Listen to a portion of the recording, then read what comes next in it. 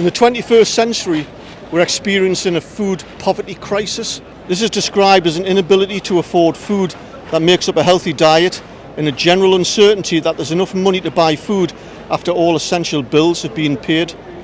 And what a staggering state of affairs that we find ourselves in 21st century Britain, that young kids, some, are going to school without having any food in their bellies. Now, the Geordie people are said to be very friendly, and the Newcastle fans in particular are never shy in helping anyone.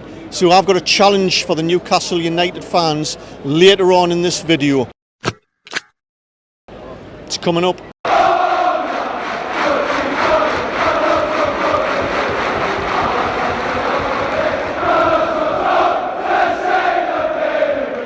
Now, here in Newcastle, we have a food bank charity called the Newcastle West End Food Bank, and here to tell me a little bit more about that is one of its organisers, Gemma Whaley. Hi Gemma, can you tell me what Newcastle West End Food Bank is all about and how it got started? Yeah, so Newcastle Food Bank started in 2013. We started in one centre in the West End of Newcastle where we provide emergency food parcels to people in the city. That gradually grew. 2015 we opened our second centre, and now we have 7 centres across the city. So Newcastle does have a food poverty problem? Yeah, so when I started in 2015, I thought the food bank was quite busy then, but that's nothing compared to what it is now. And you see your average person who you would pass in the street coming to the food bank, people who are working, people who aren't working, it's just any kind of person coming to the food bank. And what do you think are the contributing factors to somebody getting to the stage in their life where they have to come and get a food parcel from yourselves? I think now the cost of living is a huge problem. People just don't have enough money with rising fuel as well. People are putting more money on keeping their meters running. Food prices are going up as well, so people's money isn't going as far as it used to. So how would somebody qualify to get a food parcel from yourself? You know, I'm assuming they don't just turn up at the depot and take away some food. No, so people are referred to us by external agencies and charities. They would get issued with a food voucher slip. So they would come along with that slip to the food bank. They would tell us how many people are in their household and what their circumstances are. So then we would know that someone has already been pre-assessed and is in need of a food parcel, so we can then issue that food parcel. This building here, what is it? Can you describe it? So this building's our warehouse where all our food donations are stored. We have a driver who goes around the supermarkets and collects donations. We have people who come to us personally at our centres and drops food donations off. It all comes here into the warehouse where we weigh it in and we sort it into their categories, and we make up the food parcels here to be distributed to the centres across the city. And have you seen any change in the statistics every month in terms of how many parcels are going out? Yeah, particularly since COVID, our demand went up significantly. But since the cost of living crisis and since April this year, we've seen a 31% increase just in the first 3-4 months. Wow. So what does that mean in terms of numbers? How many parcels go out each month, for example? So on average, it's around about 1,500 food parcels, wow, which was our April figures. And in June, that went over 2,000, which was the most food parcels the food banks ever distributed. Thanks for that, Gemma. I certainly learned a thing or two there. Now, as a result of the Newcastle West End Food Bank getting sorted out, Newcastle United fans Food Bank have also attached itself to the cause, and to help tell me a little bit more of that is one of its volunteers, Bill Corcoran. So anyway, the Newcastle United fans Food Bank, what's that all about? We're a group of fans that found out about what the West End Food Bank, what you see here, was doing in 2016, and we were profoundly shocked by the need to feed 1,000 people in our city who, for whatever reason, just would starve if it wasn't for our help. And at the time, 50% of the food was coming from London.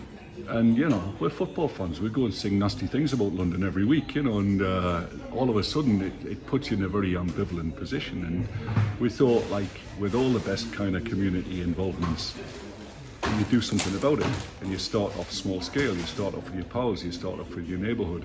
So we got ourselves together, we got Newcastle United to agree that we could call ourselves Newcastle United Fans Food Bank.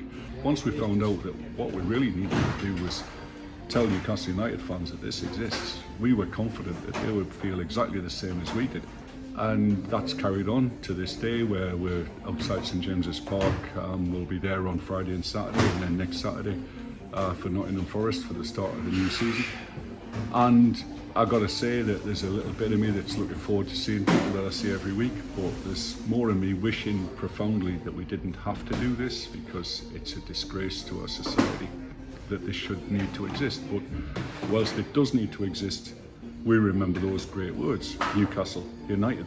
People stick together, people look after each other, we leave nobody behind, we do what we can. We're going to do something about it.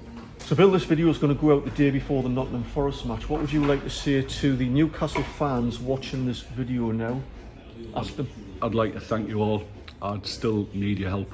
We need your support. We expect your support. If you got a penny behind the sofa, if you got 10 pence or a quid, that'll get sent straight to where it'll feed 1,000 people a week and climbing of your fellow citizens, your fellow Geordies that are struggling right now to keep things going. Imagine if you can just pay the rent just about through your benefits, and you've got work but it's unreliable or 0 hours and you don't get work that week, and you look at your kids who are hungry. You think about what we are. We're Newcastle United. We stick together. We take care of each other. Give us a quid and we'll sort that out. Or with our lads and lasses. Thanks for explaining that, Bill, and that was a really passionate plea at the end there. Just what a shocking state of affairs that Britain finds itself in, with their families in poverty and kids going to school with no food in their bellies, man. So my challenge is, if you haven't picked that up, the food bank spends about £12,000 per month on buying food for, at the minute, about 2,000 families a month. That's going to increase certainly through the winter months. And the Newcastle United fans food bank, they collect about £3,000 to £3,500 a month. My challenge to you, Newcastle United fans, put your fists in your pocket, drag out your loose change, put them in them boxes, and let's raise £12,000 for the match against Nottingham Forest. And that's going to be matched by Jamie Rubin. That's £24,000. That's 2 months worth of food going to be generated in 1 month. Let's do it. I know you can do it, Toon fans. Let's show your generosity, and going forward, just do what you can. I know times are hard, and if you can't put money in the box, get those old tins out of the cupboard, put them in a bag and bring them down as well. In a rich country like the United Kingdom, no one should be going hungry. But given that we know that people are, then I am incredibly proud of the West End Food Bank. I'm really proud of the generosity of so many Geordies giving so much to support families. And sometimes when I'm shaking a bucket outside St James's Park on a match day, I'm always brought to tears by how much so many fans are giving, when they don't necessarily have so much themselves. And I'm really proud also of the generosity of their time, of all the volunteers, making meals, tending the allotment, sorting out the accounts, getting sanctuary status. It's really inspiring. And it's part of Newcastle and the North East's long history of being at the forefront of the struggle for social justice. And I am really proud of that.